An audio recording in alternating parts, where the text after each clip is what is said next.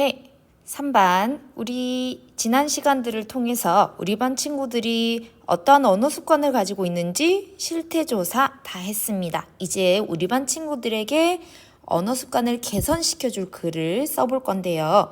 일단은 어떻게 써야 되는지를 알아보기 위해서 다른 친구가 쓴 글을 먼저 살펴보도록 하겠습니다.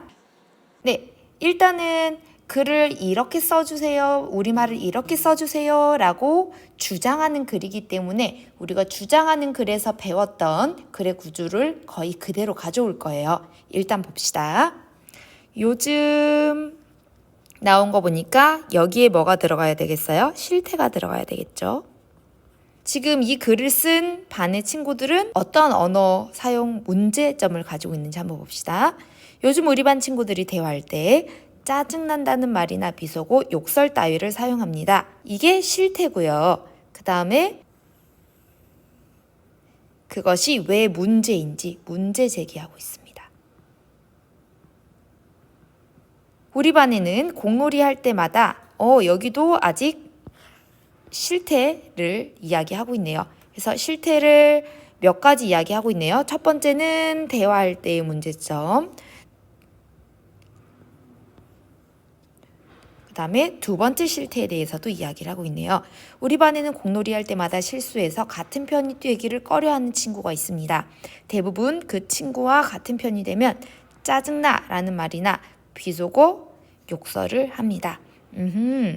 그러던 어느 날 그 친구가 안쓰러워서 괜찮아, 넌 잘할 수 있어 라고 말했더니 신기하게도 그 친구가 승점을 냈습니다. 오호, 이 글을 쓰게 된 계기가 나와 있네요.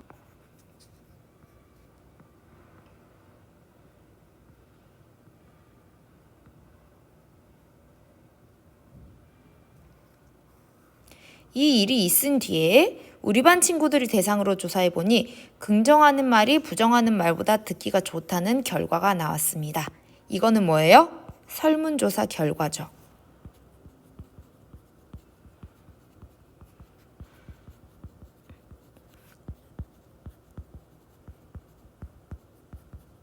자료를 제시하고 있네요. 긍정하는 말을 하면 말하는 사람은 물론 듣는 사람도 마음이 편안해집니다. 이게 아마 이 문단의 중심 내용 하려는 말이 되겠네요. 예를 들면 그쵸? 안 돼보다 할 수 있어. 짜증나보다 괜찮아. 이상해 보여보다는 멋있어 보여. 힘들어보다는 힘내자와 같이 부정하는 말을 긍정하는 말로 고쳐 사용하면 말하는 사람과 듣는 사람 모두 기분이 좋아지고 자신감도 생긴다는 것입니다. 여기는 긍정적인 말을 하면 좋은 이유.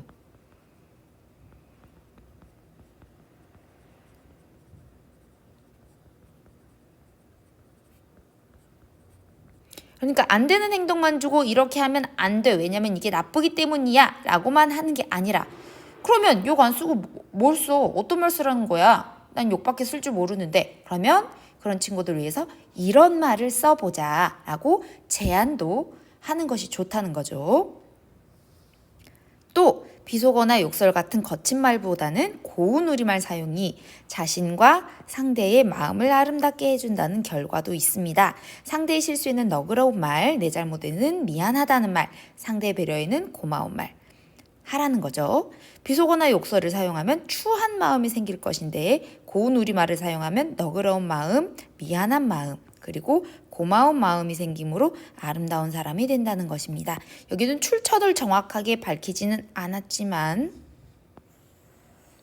다른 곳에서 아마 연구 결과를 가져온 거겠죠. 뭐 떠오르는 여러 가지 실험들이 있습니다. 뭐 밥에다가 말을 해주고 식물에다 말을 해주고 길렀더니 뭐 긍정적인 말을 해준 밥이나 식물과 부정적인 말을 계속해준 밥이나 식물의 상태 차이, 이런 거 유튜브에서 동영상 많이 돌아다니죠. 긍정하는 표현은 자신은 물론 여기가 결론인 것 같습니다. 그쵸? 결론은 우리 뭐였어요? 요약. 근거 요약하고 주장을 다른 말로 한 번 더 해주는 거였죠. 봅시다. 긍정하는 표현은 자신은 물론 주변 사람들 마음에 긍정하는 힘을 줍니다. 이거 바로 위에서 설명했던 거죠. 그쵸? 그리고 고운 우리말 사용이 아름다운 소통을 이루고 진정한 말맛을 느끼게 합니다. 그러므로 이게 이 글을 쓴 이유, 전달하려는 메시지겠네요. 긍정하는 말과 고운 우리말을 사용해야 합니다. 그러면 우리 글을 어떻게 써야 되는지 정리를 조금 해봅시다. 첫 번째, 우리 실태 그리고 문제 제기 먼저 한다. 서론 부분이죠. 그다음에 두 번째, 문제가 되는 습관의 해로운 점만 제시하는 게 아니라 좋은 습관을 제시하고 그 다음에 더해서 이 습관의 좋은 점도 같이 제시를 해줘야 된다는 거죠. 이게 본론이 되겠습니다. 본론에는 원래 우리 근거가 들어가죠. 그 다음에 마지막 세 번째에서는 이의 근거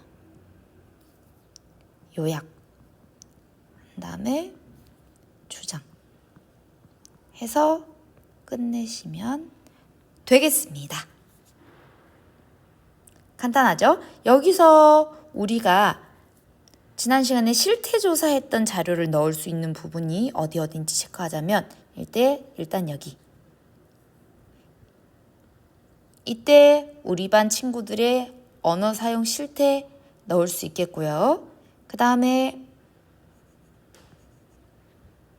선생님이 지난 시간에 조사해보라고 했던 자료들 있죠? 그것을 본론에 넣을 수 있겠네요. 그러면 우리 여러분들이 진짜 쓰기로 한 주제를 바탕으로 해서 글 쓸 준비를 좀 해봅시다.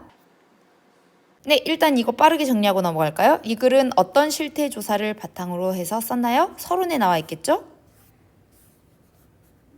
선생님이 실태라고 해놓은 이 부분이죠. 요즘 우리 반 친구들이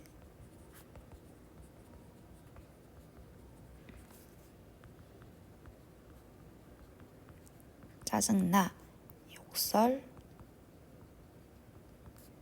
비속어를 많이 쓴다. 글쓴이 주장 제일 마지막에 나와 있었죠? 선생님이 파란색으로 표시했던 이게 주장이겠죠? 긍정하는 말과 고운 우리말을 사용하자고 말하고 싶어서겠죠.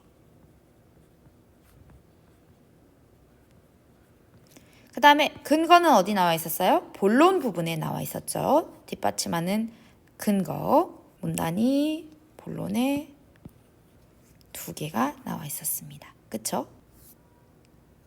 첫 번째는 긍정하는 말을 하면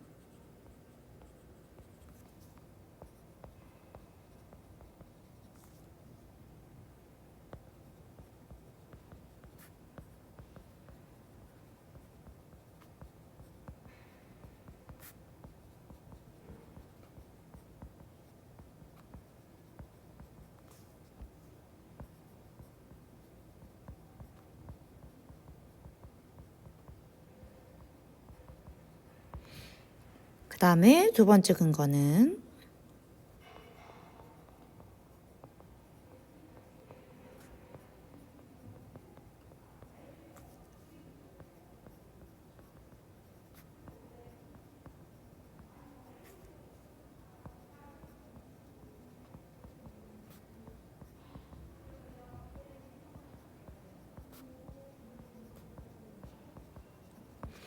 네, 제목이 비어있죠? 제목은 뭘로 잡으면 좋을까요? 그쵸? 내가 주장하려는 내용을 거의 그대로 쓰면 되겠죠?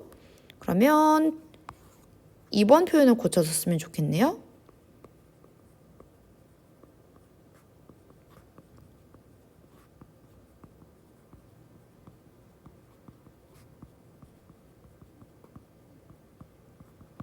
이렇게요. 글을 쓰려면 어떻게 해야 될지 질문하라고 나와 있는데 선생님이 이거 이미 정리 여기에 이렇게 해줬습니다. 그쵸? 서론 부분에 실태 문제 제기하시고, 두 번째 본론 부분에는 문제가 되는 습관의 해로운 점, 좋은 습관은 그러면 뭔지, 그 다음에 이 좋은 습관은 왜 좋은지, 그 다음에 마지막에는 2번, 그러니까 문제가 되는 습관의 해로운 점, 좋은 습관, 좋은 습관의 좋은 점 요약한 다음에 자신의 주장을 한 번 더 하시면 되겠습니다. 그래서 그냥 넘어갈 거고요. 이제 이게 오늘의 메인이죠.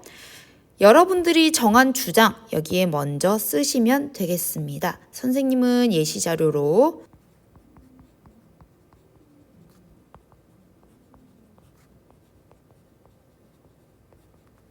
욕을 하지 말자를 주장으로 한번 해보도록 하겠습니다.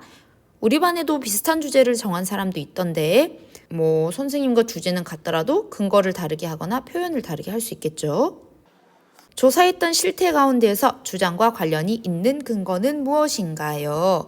선생님 이 조사했던 조사지 중에서 불량 언어 사용과 관련해서 자료가 있었습니다. 그다음에 갈등 대처 습관 관련해서도 있었고요. 일단은 응답의 1과 2가 그렇다고, 그다음에 4, 5가 그렇지 않다라는 답변이거든요. 근데 우리 반 친구들은 욕이 그리고 비난이 언어폭력이라는 것은 잘 이해하고 있는 것 같은데 욕을 빼면 대화가 안 된다라고 답한 친구도 있고, 그 다음에 화가 날 때보다 오히려 놀라거나 감탄할 때 욕을 더 나도 모르게 많이 하는 것 같았어요.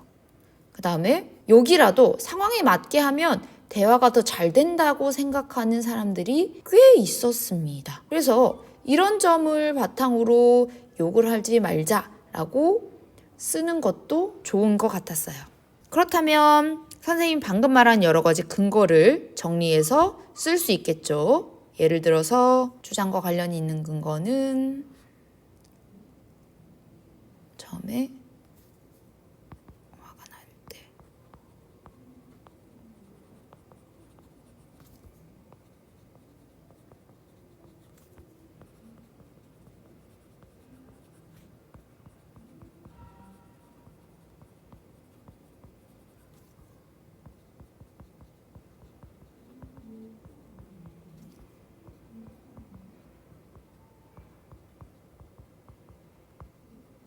거랑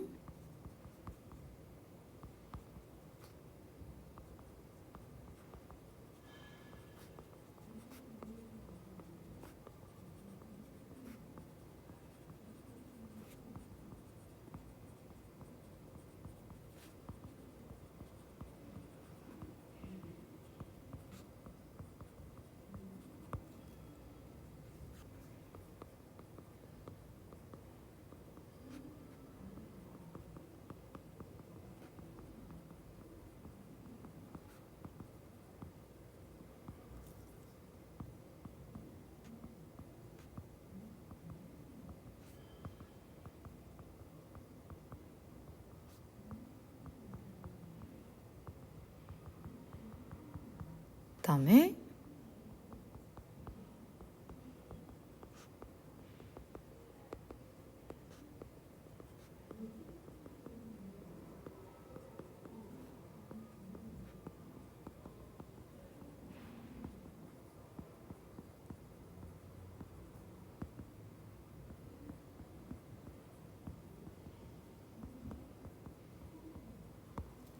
이런 것들을 선생님이 글에 활용할 수 있을 것 같습니다. 자, 그러면 이제 개요를 짜봐야 되겠죠? 주장하는 글이기 때문에 서론과 본론, 결론이 필요합니다. 서론에는 선생님이 실태랑 문제 제기 하셔야 된다고 이야기했고, 본론에는 근거인데 두 가지가 있었죠. 해로운 것, 그 다음에 좋은 것 두 가지를 다 제시를 해주시면 좋겠고요. 결론은 본론을 정리하시고 그 다음에 주장을 한 번 더 하셔야 된다는 거죠. 선생님의 경우에는 욕 대신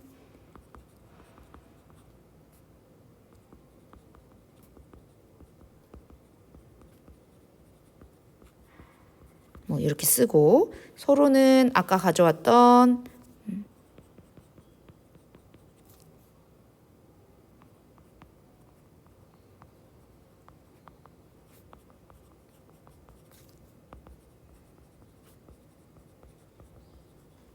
일상적으로 사용하는 실태, 그다음에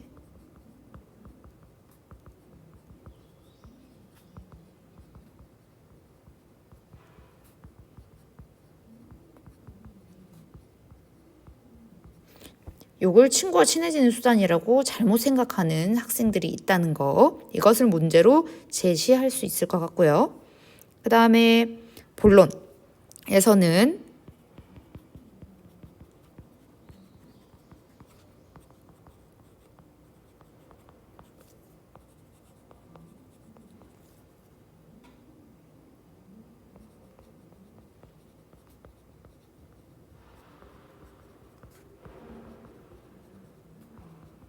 선생님이 수업 시간에 첨부해 드렸었던 욕을 했을 때 욕밖에 머리에 남지 않고 다른 단어들을 점점 활용할 수 없게 된다는 거.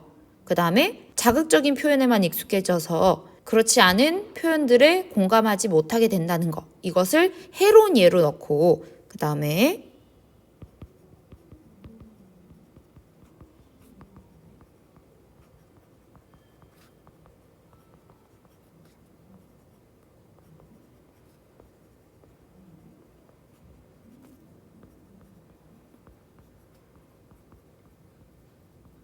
선생님이 유튜브에서 찾은 실험 결과로 처음 보는 사람에게라도 칭찬을 해주면 친구에게 좋은 친구라는 이미지를 만들어줄 수 있다. 이것을 본론에 넣을 수 있을 것 같습니다. 그래서 여기 두 가지를 정리해서 넣고, 따라서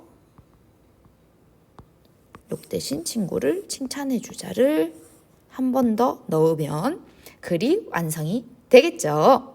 여러분들은 오늘 선생님이 지금 띄우고 있는 여러분들의 글의 개요 부분 작성해서 댓글로 달아주시기 바랍니다.